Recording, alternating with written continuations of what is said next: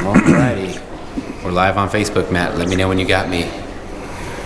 It is not your regular Taco Tuesday because we just got back from Baja and we were literally live on Facebook. Submersed in tacos for the last week or so. What's going on, Justin? How's it going, guys? It's going great. So today's a sad day. First, it's sad because we have to talk about why we sucked in Baja. That's really what today's Tech Tuesday is, about clutching. Also, it's very, very sad because this could be Chase's last live feed. Oh, no. Yes. No. And it's not hashtag no Chase. It could be hashtag you're fired and not Trump style. It could absolutely be his last day. Chase, do you have anything that you want to tell all of the people that like to follow you as you might be going out the door? I want to say to all those people that have been following me, it's been a pleasure. It's been a wild ride. I wouldn't have it any other way. And you know what? I'll be back. There's no such thing as goodbye. How could you be back if you're gone? You know, I think the ghost of Chase's past could come back and haunt you guys forever, you know? A boy can only dream, Justin. Well, the taste in our mouth that's left over will never go away. I know that for sure. Sort of like, I don't know, cyanide. So let's go back to reality. Our Baja sucked. Actually, our pre-run was great. Our race was bad. Everybody's asking us what happened. We've given a little bit of some inference as to what that was, but we're going to go into the detail of it. And the reason why we're going to go into the detail is, number one, so you guys know what happened. Number two, to kind of go over clutching, because that is something that we had an issue with, and it's something that we get a lot of questions about, is how clutches work, how you tune clutches, how do I not blow up belts, how do you guys run 1,000 miles in a race without losing a belt? These are all really, really common questions. So let me start by saying, if you are a clutch guy, it wouldn't take very much for you to know more about clutches than me. I don't know very much about clutches. There's a few things that I might know a little bit about, and I'll tell you that I do. If I don't know enough about it, I'm going to tell you, and here is one of those times. Clutching is a science, and those who do it well are amazing. It's a lot like other things that have a lot of overlapping factors, like shocks, or I don't know, a guy who's really good with carburetors. Things like that all have a lot that go with them, and it takes a lot of experience to be good at it. I'm not. We as a team are not, but we do a lot of testing to try and get to a point where it actually works for us. Mostly throwing things against the wall and seeing what sticks. So I can't give you theory, and if you want to spout that in the comments below, understand that I am not telling you that I know what I'm talking about with this video. So in the 1000, we were doing just fine, car ran great. The suspension was dialed and we were running along very relaxed, because it's a 900-mile race and it's extremely tight, technical, and rough compared to other 1000s. We were not trying to go fast in the first 50 miles.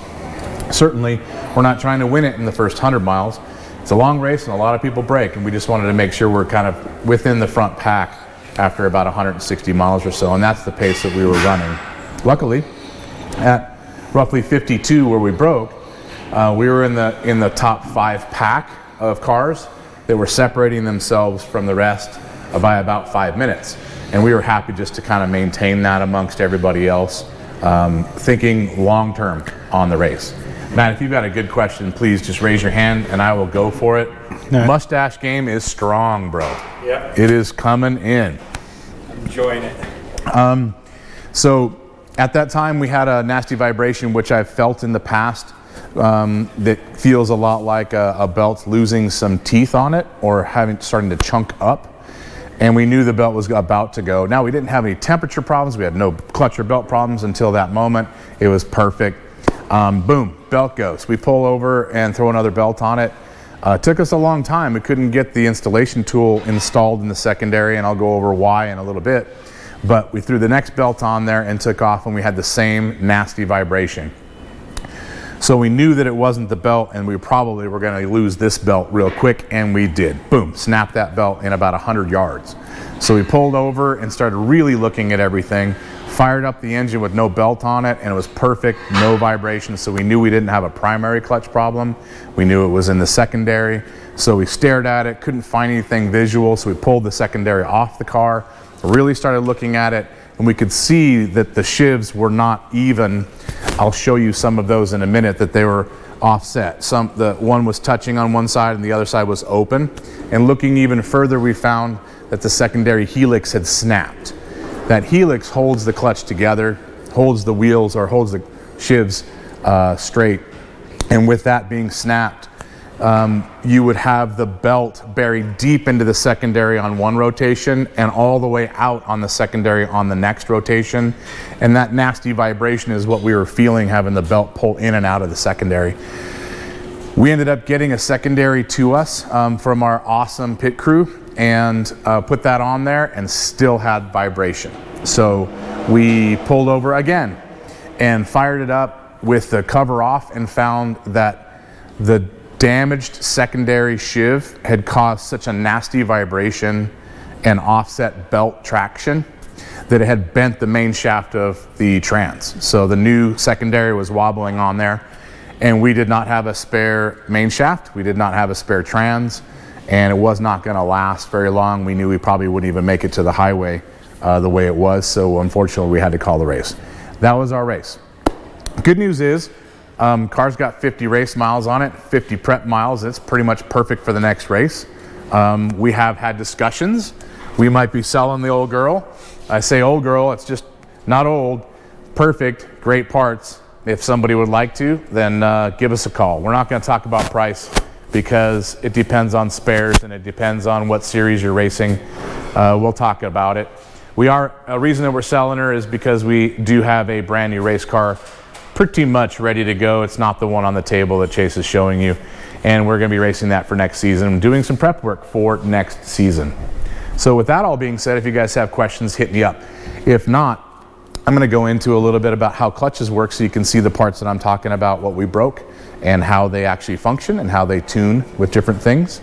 Matt, you're good? I'm good. All right. Yeah. Chase is good? Oh, yeah. Chase is extremely quiet. I think he was very worried about my opening to this video. Well, yes, I have Jason22928. Chase is leaving, question mark. Don't tease us. Side-by-side guys, where are you going? We also have ST Handyman giving us a what's up, with Papa Tom giving us a wave. Right on, man. Thank you. And, yeah, we don't have any too serious questions. Let's go into clutching. I'll come in clutch with some questions afterwards. Okay, so before we go into some of the parts that are behind me on the bench, this is just X3 clutches. Everybody's got different ones. Polaris has different setups. They all function about the same. We got a KRX clutch over there on the bench too. I'm not going to go over there and grab it, but clutches and centrifugal clutching have remember, I don't know what I'm talking about, but they have about 4 functions. One, they're a bit of a sponge in the drive line, kind of like a torque converter is in an automatic transmission.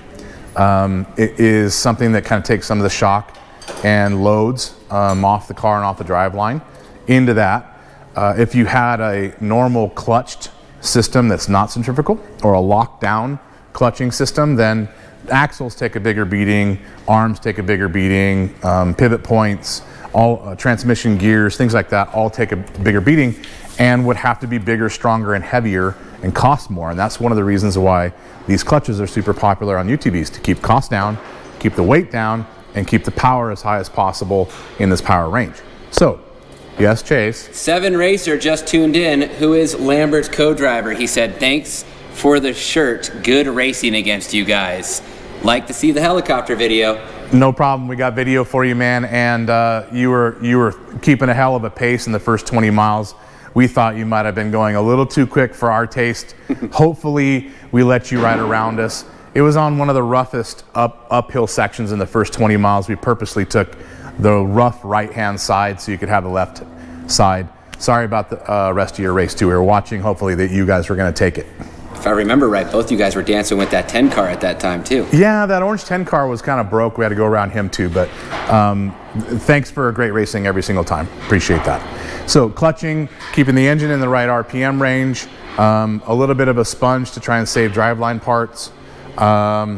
Clutching is also a means to control gearing. Not necessarily your top end gearing, although clutching can do that, but to try and it basically is acting like a 10-speed bicycle.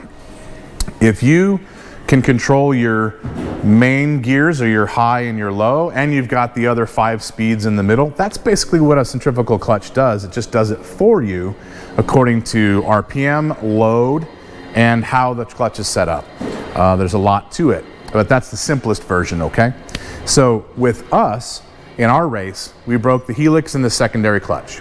Over here, this is a complete secondary clutch loaded with the helix and this top cap right here that's got angled horsepower side or power side and decel side.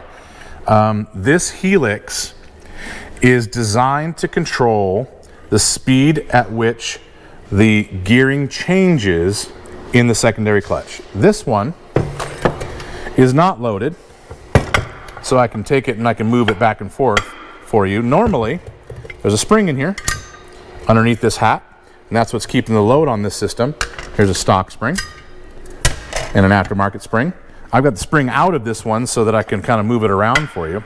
But what you can see is as this spins and as power is applied to the system, this angle of the helix is controlling how these two sheaves expand right here or contract against each other. Just like that. That angle is something that is tunable. You can get a different angle on this acceleration side. That's a helix inside this clutch right here. You can change that angle, say for instance, to an aftermarket one. Here's an Evo helix. And that angle is slightly different than factory. And that controls how quickly the secondary comes into a higher gear or how slowly the secondary comes into a higher or taller gear. Secondaries, on the simplest way I can say it, and remember, I don't know what I'm talking about. Disclaimer. Secondaries pretty much are going to control the majority of your gearing from 40, 45 miles an hour on. Primary clutches are going to control RPM on the flash, and it's going to control your gearing from the hit up to 40 when the secondary tries to come in and take over the gearing that the primary has left off with. They are always in a balancing act between what the primary and the secondary are doing. Primary clutch, over here, you can see this one is actually loaded. It has a spring in it as well. It's got a full set of weights underneath. But I'm going to take this one that does not have a spring in it and kind of show you how this system dances around, in other words. Underneath this spider and riding in the movable sheave, this is a solid inner sheave, outer or movable sheave. The belt rides between these two, just like this. And this is where your traction is coming from, transferring power from the engine where this clutch is attached to the belt through the sides of the belt. And this angle on the belt is the same as this angle on the sheave, so that all power is transferred through that. It is controlled by a set of weights. This is a factory weight that rides right here. These are centrifugal, and as this spins faster, these weights try to roll out due to centrifugal force. As they roll out, then this spider is pushed, actually the spider is stationary and the movable sheave is pushed away from the spider, tightening this gap, which takes the gearing from a low gear to a higher gear. In other words, going from like 10th speed at 5 miles an hour on all the RPM you have to say the 5th speed in a 10-speed bike. A little less power, you're putting all the power you have to it, but you're going faster. That's how your gearing is changing in the primary. Now, these weights are tunable. Here is a tunable system that you can throw magnets at. These magnets get loaded into this magnet port, and you can add weight to this centrifugal weight or less weight. What the weights do is control RPM. Primary clutches are constantly fighting two forces. The spring rate of this spring that's got this thing packed, loaded together, trying to keep it apart and in the lowest gear possible, and the weight of these centrifugal weights. Those two fight each other. More weight opens the spring quicker. More spring keeps the weights loaded down, might require more weight to open that spring. This dance is where clutch tuners come in and do their job. If you say make more power, well, you might need more force holding that belt tight so you don't slip on the belt. That's more spring. You throw spring at it, now the RPM drops because you need more weight to overcome the spring. You're constantly fighting those two. So that's where your happy place comes in primary tuning, on the flash of RPM and maintaining that RPM for the beginning of, say, a drag run or whatever it might be. And then as you get that set up and perfect on the primary side, you get into the secondary where we had our issues.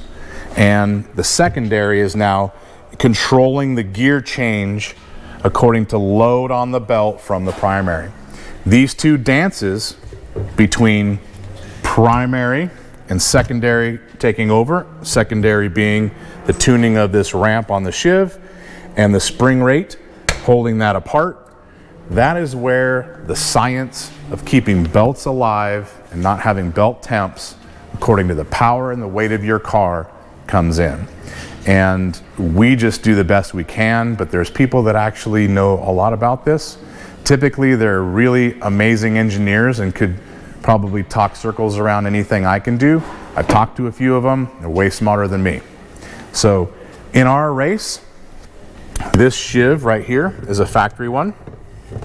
We got an aftermarket one in ours. There's a billet one. This is upside down. I'm gonna hold it. That was sitting in here. And it broke these posts right off. Those two posts were holding this together inside this clutch, kick sideways and bound the clutch up, causing these two shivs to spread apart on one side and remain tight on the other, giving us the vibration, giving us the belt depth on one side and sitting on the outside of the other, and that shaking is what took out that trans main shaft. So it's something we've never seen. It's pretty rare. We called around. Not very many people have ever heard of it, but that's pretty much how all of our racing has gone. When we don't finish races, we usually break something that nobody else says can be broken. So normal, right? What do you got, Chase? Papa Tom 72. At what point do you look at the belt and decide it needs to be replaced? So you can tell a lot by looking at a belt. You can tell if it's been slipping. You can see that the sides of the belt have a gloss to them because it's been smoked or it's been melted. This is a brand new belt, so I can't show you any of those things. It's very close to brand new. This might have gone around the block. Also, if you take it apart the other way, you can see cracks in it. That's a little bit of stress. You can see you might be missing a few teeth here and there.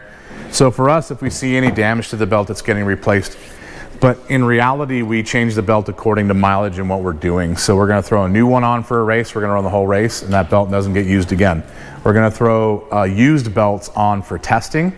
And as soon as we're done with testing, it's off the car and a brand new one goes on for the race, and we race it.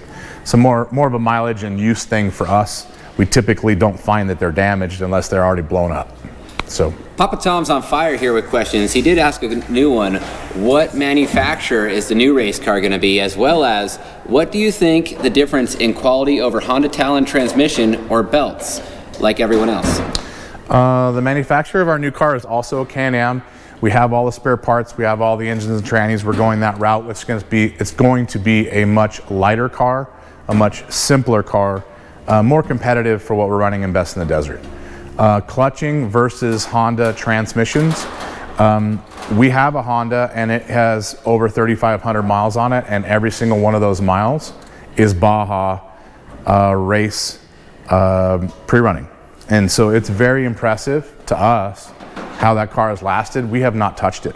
I mean, we put a wrench on it every once in a while just to see if there's something loose. There isn't anything. So longevity-wise, that thing is awesome for us. But it's the one car that nobody wants to drive amongst all of us in the pre-run because it's the roughest and hardest to drive in the whoops. It's easy if there's small whoops, but as soon as the whoops get big, no one wants to be in that car. I got a question for Matt here. Matt, we want to know about dealers in Montana.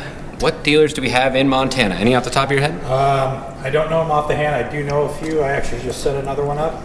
If you send an email to me, to send it to support@shocktherapyst.com, we'll send out the list of all the local dealers.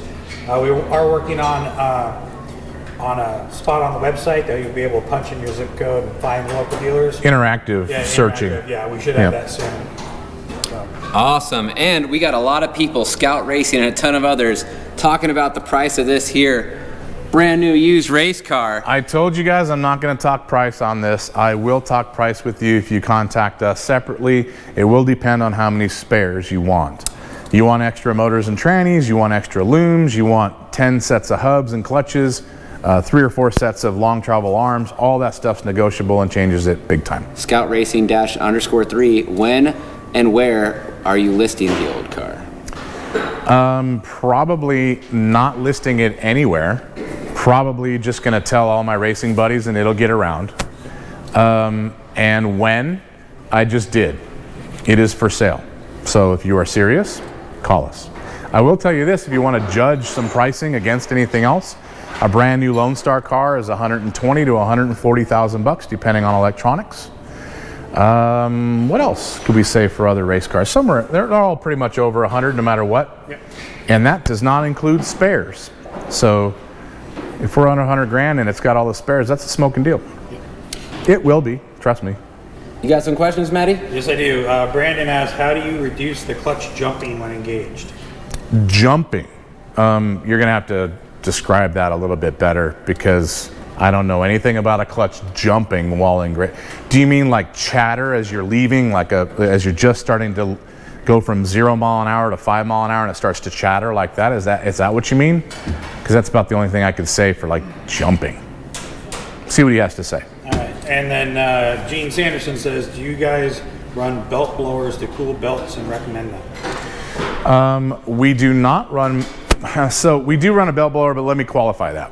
We do not run the typical belt blowers that you might be talking about where you're going to put a fan in line for the stock intake system. So for instance, there's an intake line, factory, there's another one up on the front, factory intake line. We do not put fans in the intake lines. They will restrict airflow, and they do not blow more air than the factory clutch flows. What we do is we have a second line, not a second, but a third line separate from all of the other factory ones that has a fan in it. So that way the factory flow in the factory system is not affected. Any inline fan will affect your factory flow and you don't want to do that. So we added one and we run that. It's very expensive, it blows a lot of air, and it costs a lot of electrical power to run, but it does help in stop and go situations. It does not help on a flat, dry lake bed at 100 miles an hour. Clarification, Matt? Nope. Okay. Richard No wants to know, will you start carrying, I think he's talking about actually the trans shaft or a transmission, but a new clutch assembly. Which you had the clutch assemblies, you just didn't have. Yeah, we had new clutches, man. The new clutch wasn't what killed us. We got new parts right away. It was the trans main shaft that was damaged, and maybe we should carry a transmission in the chase trucks for a race like the 1000, but we did not because we typically don't have trans problems. We've never had trans problems. It's not something we've even considered taking the time to swap. Maybe for a 1000 race, we could have spent 2 hours doing that and still finished very well. Well, 2 hours down would have put us maybe 10th. We wouldn't have been competitive. Brandon did write back, when you put the Razor car in gear, and the first and second, you step on the gas, it jumps into gear. Looking at a smooth transition. I think, when it kind of clunks into gear a little bit. Yeah, the clunk into gear is always going to be there. Yeah, there's nothing you can do. That's pretty typical for both a Polaris clutch and also an X3. An X3 kind of hops initially like from say neutral into moving forward. It's got a snap to it. that's normal. It's going to have to grab the belt at some point, and that's typically what you're feeling. But if you stand on the throttle to try and leave smoothly from a dead stop, and it kind of shakes on the way out, you have clutch damage. You've got rollers or bearings or other issues that are worn out, causing that to grab and release. You need to work on that clutch, and that will go away. One of our live feed local, Steve0714, why do you feel the pull when going down Oldsmobile Hill? Feel the pull. Yeah, why do we feel pull when going down Oldsmobile Hill? Maybe with the clutching? Could that be another word that maybe auto check has changed on you, Chase? It could be. Why do you feel the pull? Do you mean engine braking when you let off and it actually slows you down? That's probably what he's referring to. Okay, so engine braking is handled by that secondary sheave that we broke in the race. And under power, the rollers are running on the acceleration side. On the decel, the rollers run on the deceleration side. You can kind of see that on this side. So under load, it's going to rotate this direction. Under deceleration, it's going to decel this direction, which is also controlling how this sheave is positioned, which is your gearing. So under deceleration, these are designed to have engine braking and help you stop. You could design a sheave that has no engine braking, and that roller would never actually contact the secondary side, that maybe not have a different profile or have less of a profile and change your engine braking. But that's something that's designed into it.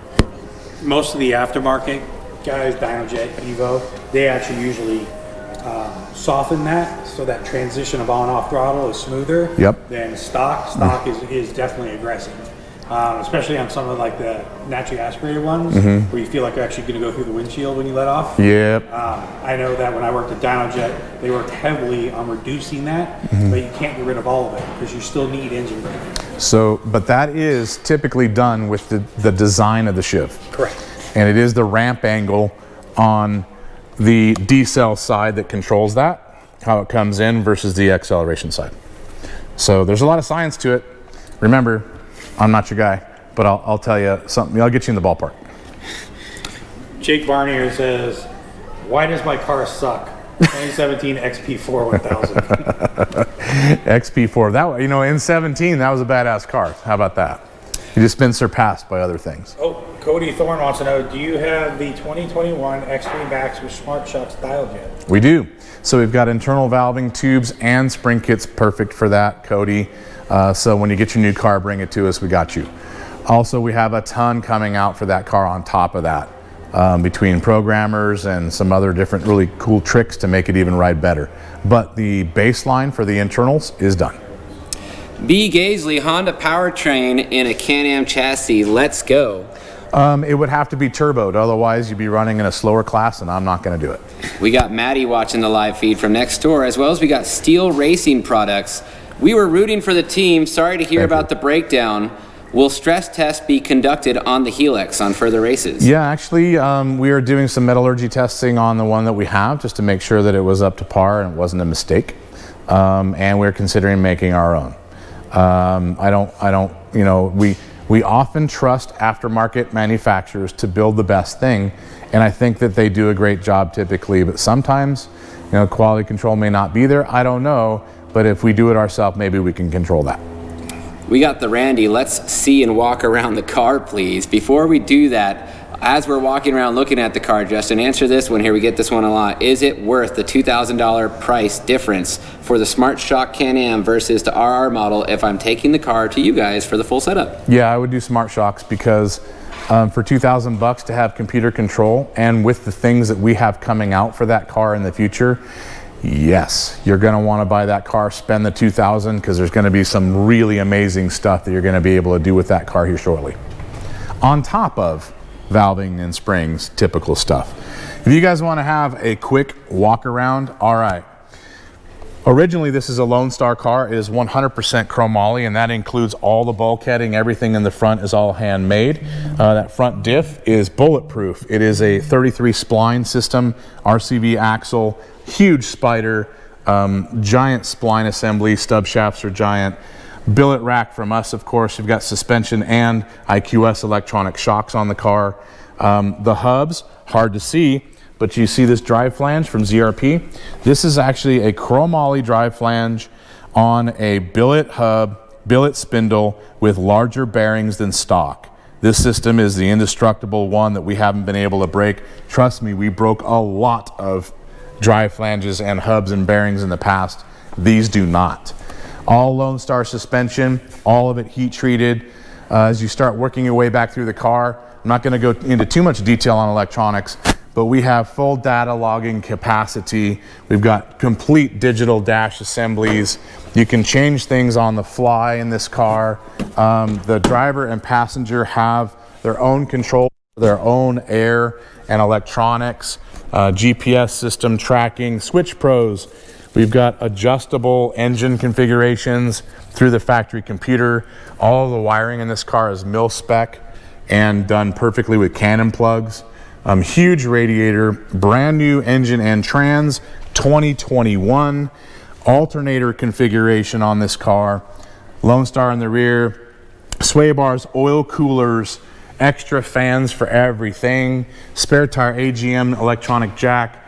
It does have every tracking system known to man, plus it has satellite communication. If you guys are looking for that and you have the ability to have that in your chase trucks, then that can stay.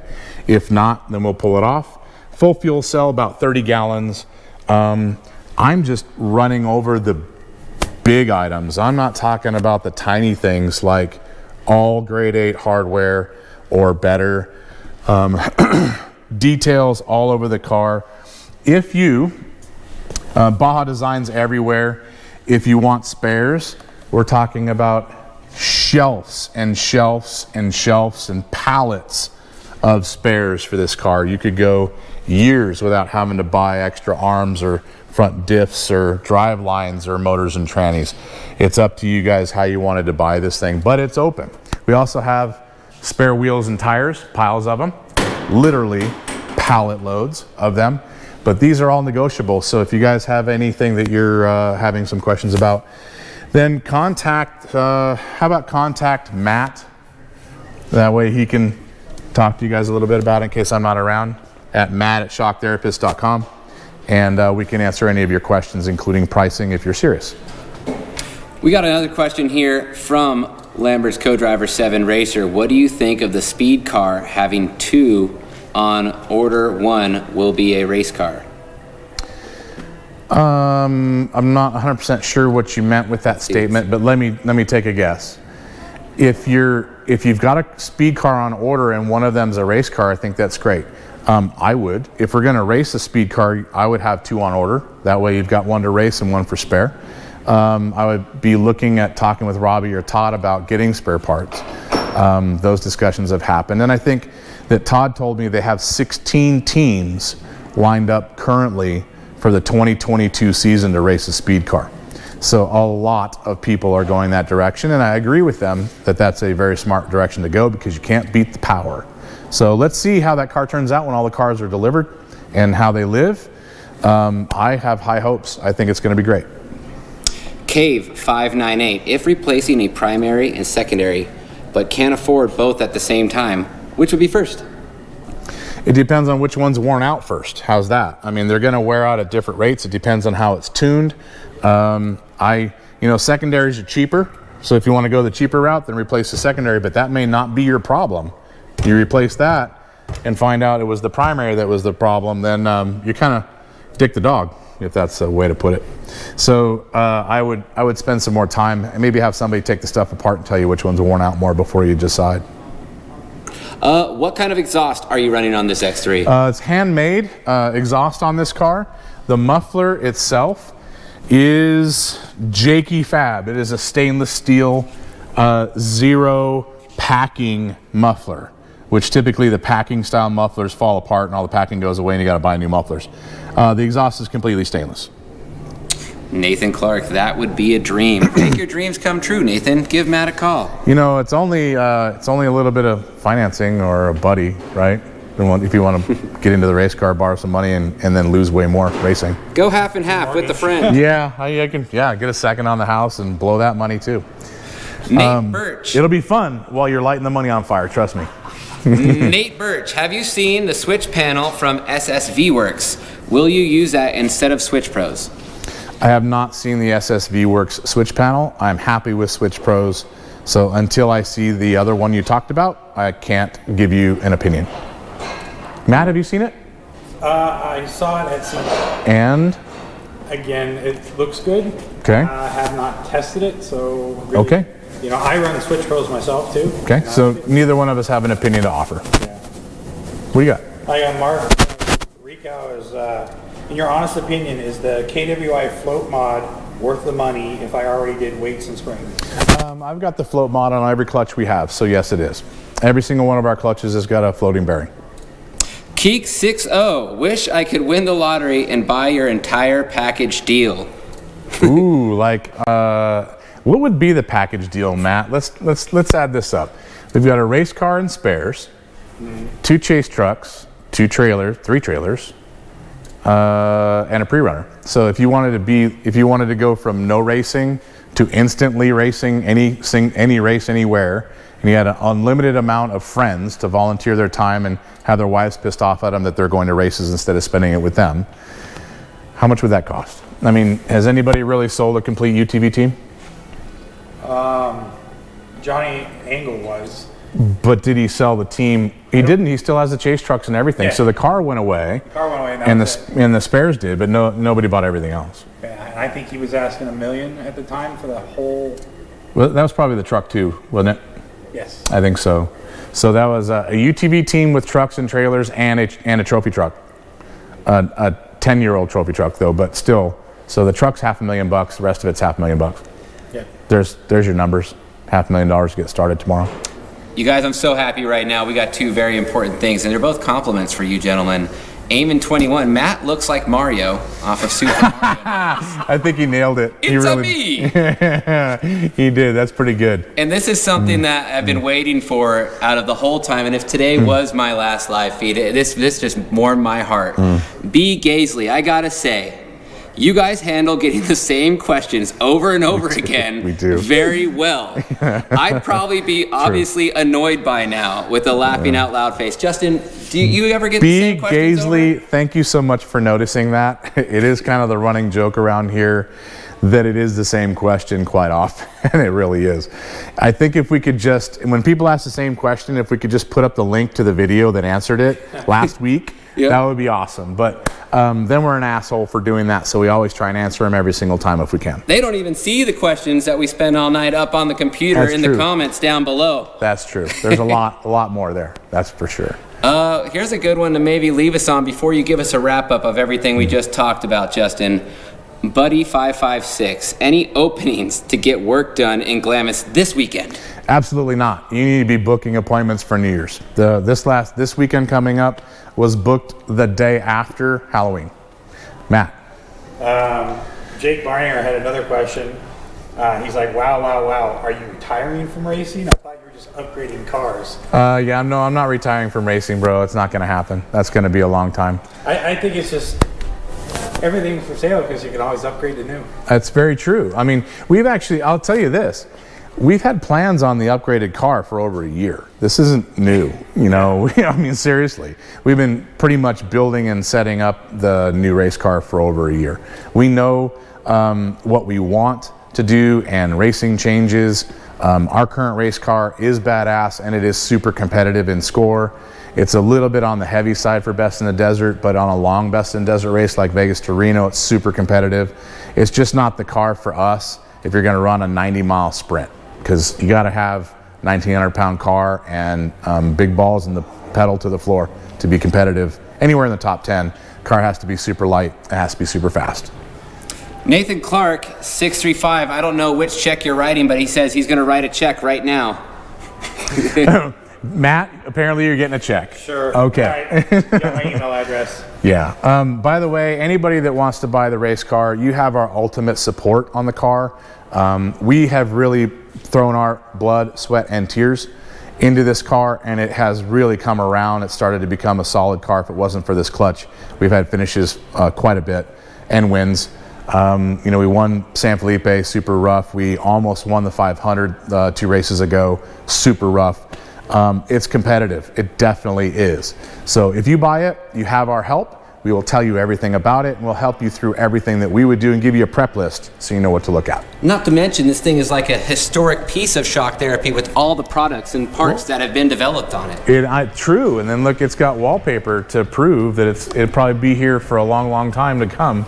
But this car has been a giant workhorse for this company because every part that we make goes on this thing and gets tested before people get it. And maybe that has shown us some of our short races, because we learn on products on our own race car to our detriment so that you don't get that. And eventually we end up nailing it, and then the car is solid and the parts are solid, and that's super important to us. Keek 60, it also has a badass driver. Oh, thank you. Very, very nice of you. The sale doesn't come with the driver, though. No, I can't go with you. I Sorry. was gonna say, what can we sell you for, Justin? Yeah, Put a price on it. Not gonna happen, Chase. How much are you gonna pay me, actually, is a really good question. How much are you gonna pay me to retain your job this week? I think it's gonna be like a $69? 69 or something like that. 169 bucks, 6,900, somewhere in between. If the price is right, we'll send Chase with the car. There it is.